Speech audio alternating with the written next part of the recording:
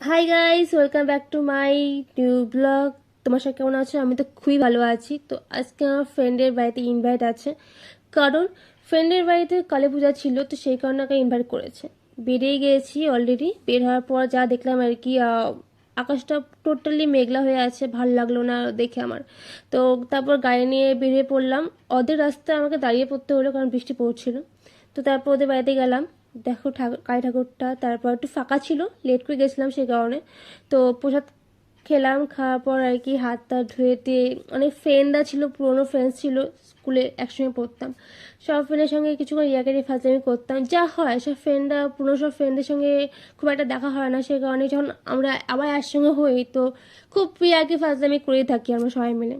তো তারপর আমার ফ্রেন্ডের বাড়িতে সবাই মিলে আর কি নাচ টাচ করছিল, তো সেখানে কিছুক্ষণ থাকার পর বেরিয়ে গেছি। বাড়ি ফেরার আগে একটু মামা দোকানে ঢুকছিলাম, কিছু দরকার ছিল। তো আজকের মতন এইটুকু, টাটা, বাই বাই।